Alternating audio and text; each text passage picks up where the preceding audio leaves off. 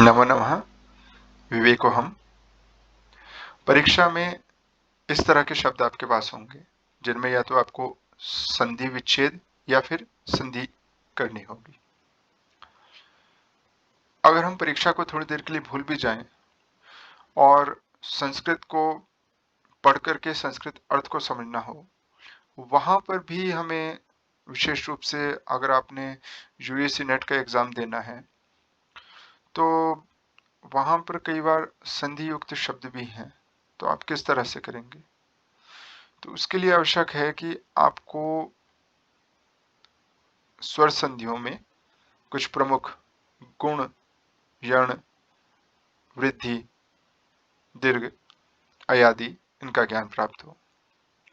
क्योंकि चाहे शुक्नासोपदेश हो, चाहे आपका पंचतंत्र हो, हर एक जगह आपको ये 4-5 संधियां तो मिलेंगी ही मिलेंगी। तो अगर तो आपको इन शब्दों का संधि विच्छेद या फिर संधि करनी बिल्कुल समझ में आ रही है, आप कर सकते हैं, तो कोई परेशानी नहीं। अन्यथा आप इसे देखिए। अगर हम थोड़ी देर के लिए सूत्रों को भूल भी जाएं, बस हम इतना याद रखें, तो ये है हमारे पास।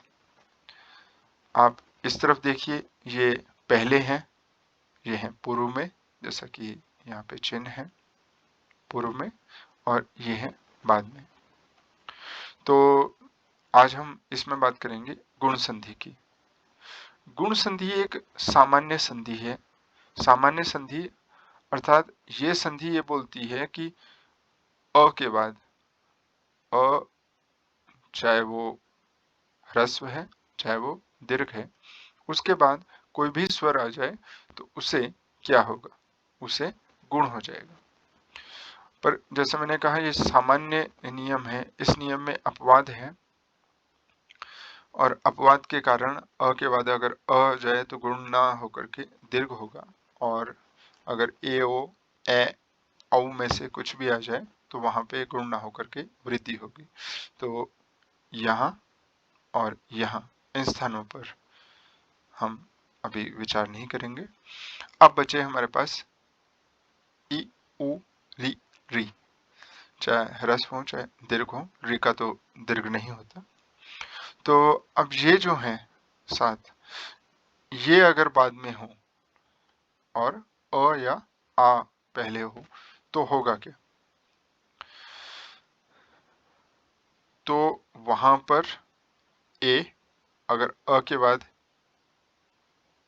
या आ के बाद ई या ई है तो ए, उ या ऊ है तो ओ, री या री है तो अगुण होगा। पर री के स्थान में जब भी आदेश होगा तो र बाद में होगा ही होगा, इसलिए अ जब हमने गुण कहा तो उसमें र जुड़ जाएगा, बन जाएगा अर। और री में जब गुण होगा तो वो होगा अ, और वो होगा ल के साथ, तो वो बनेगा अल। तो सरल शब्दों में कहें तो अ के बाद अगर ई में से ई ह्रस्व या दीर्घ हो तो ए, ह्रस्व या दीर्घ उ हो तो ओ, ह्रस्व या दीर्घ री हो तो अर, और री हो तो अल हो जाएगा। मतलब इन दोनों को मिल करके एक नया वर्ण तैयार हो जाएगा।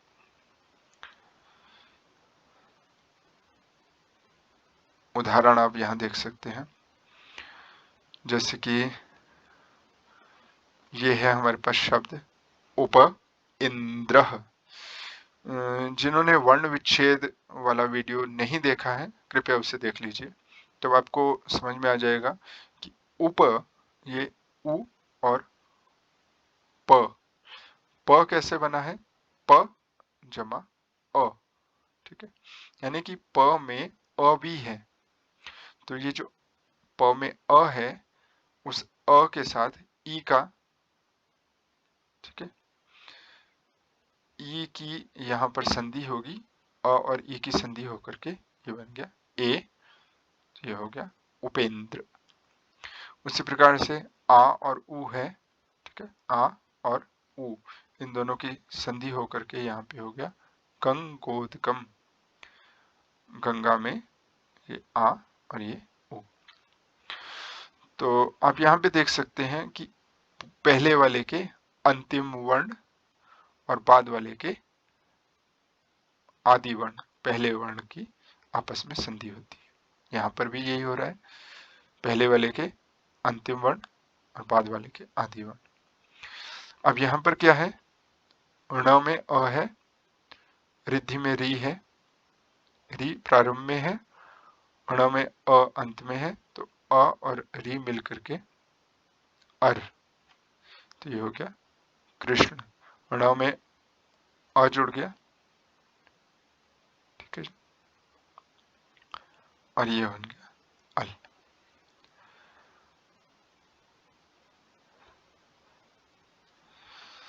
अब अगर आपको लगता है कि नहीं आपने सूत्र भी सुनने हैं समझने हैं, तो आप इन्हें देख लीजिए।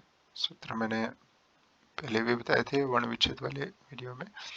अदेंग गुण ये संज्ञा सूत्र है। अत और एंग की गुण संज्ञा होती है। एंग मतलब एंग प्रत्याहार जिसमें ए ओ दो वर्ण है, तो अ ए ओ की गुण संज्ञा होती है।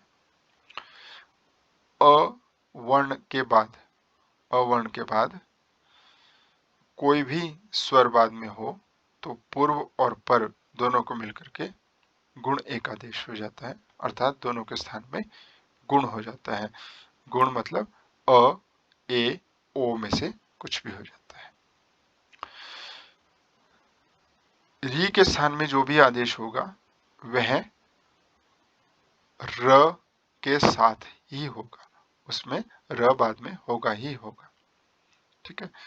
री के स्थान में जब भी अण आदेश होगा, मतलब अ ई उ में से कुछ भी री के स्थान में अगर आदेश होगा तो उसमें बाद में र होगा ही होगा।